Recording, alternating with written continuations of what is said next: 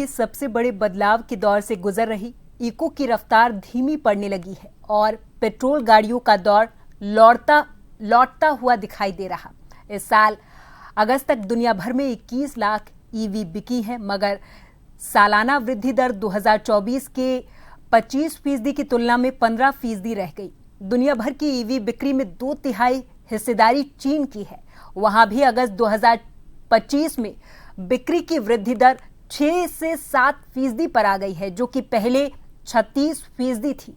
वहीं कई वैश्विक कार कंपनियों जैसे फोर्ड, जीएम, हुंडई, होंडा अब पेट्रोल और हाइब्रिड वाहनों पर फोकस कर रही हैं। इसके पीछे ये 5 बड़े कारण हैं। देखिए रिपोर्ट।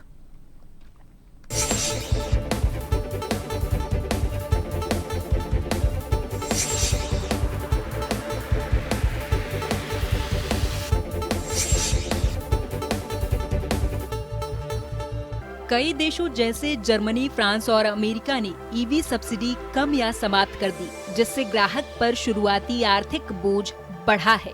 लागत और मूल्य प्रतियोगिता, बैटरी मटेरियल और उत्पादन लागत ऊंची है। चीन, अमेरिका और यूरोप में सस्ती ईवी और मूल्य युद्ध के कारण कंपनियों का मार्जिन काफी कम हुआ है। तीसरा, मांग में ठहराव। विकसित देशों में अब आम जनता के लिए ईवी महंगी है। चौथा कारण चार्जिंग इंफ्रास्ट्रक्चर है। चार्जिंग स्टेशन की कमी, बैटरी के कच्चे माल, लिथियम, निकेल आदि की उपलब्धता अनिश्चित है। और पांचवा और अंतिम कारण ग्राहक व्यवहार, आर्थिक दबाव, ऊंची कीमत रेंज, चिंता और रीसेल वैल्यू के डर से खरीदारी में संकोच। पेट्रोल हाइब्रिड विकल्प सस्ते हैं। जो इलेक्ट्रिक व्हीकल को केंद्रीय नेतृत्व ने जो रियायतें दी हैं, वो मैन्युफैक्चरर ग्राहक को पास नहीं कर रहे हैं। अभी भी डीजल और पेट्रोल गाड़ियों की अपेक्षा इलेक्ट्रिक व्हीकल की कीमतें बहुत ज़्यादा हैं। हालांकि हमारे माननीय केंद्रीय मंत्री ने परसों ये बयान देकर ये आश्वासन दिया है हमें कि आने वाले समय में इलेक्ट्रिक व्हीकल की कीमतें पेट्रोल और डीजल व्हीकल के समकक्ष आएंगी, परंतु ये जितनी जल्दी होंगी हमारे राष्ट्र हित में ये उतना ही बेहतर रहेगा।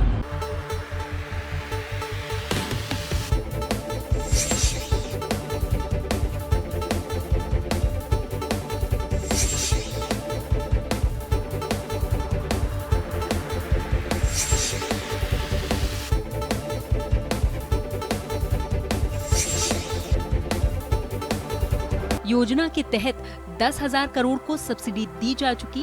राज्यों ने ईवी नीतियां शुरू की हैं। इनमें महाराष्ट्र, दिल्ली, गुजरात सबसे सक्रिय है। ईवी पर जीएसटी दर 5% है। पेट्रोल कारों पर 28% है।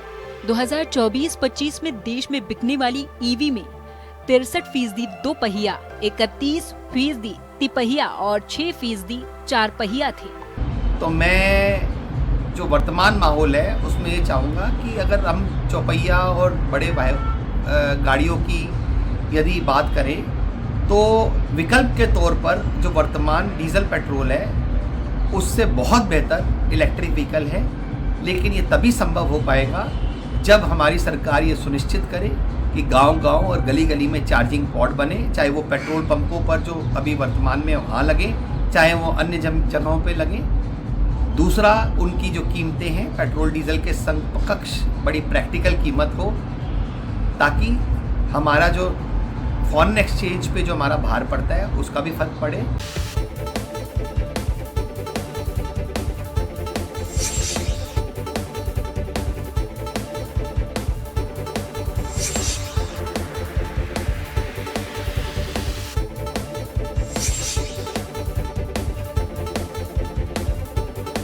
देश में ईवी को हिस्सेदारी अगले 5 सालों में 30% तक पहुंचाने के लक्ष्य को पूरा करने के लिए सरकार नई ईवी नीति लाने की तैयारी में है। इसमें ईवी के लिए टोल फ्री सुविधा और वाहनों की स्क्रैप अवधि बढ़ाने जैसे प्रावधान शामिल किए जा सकते हैं।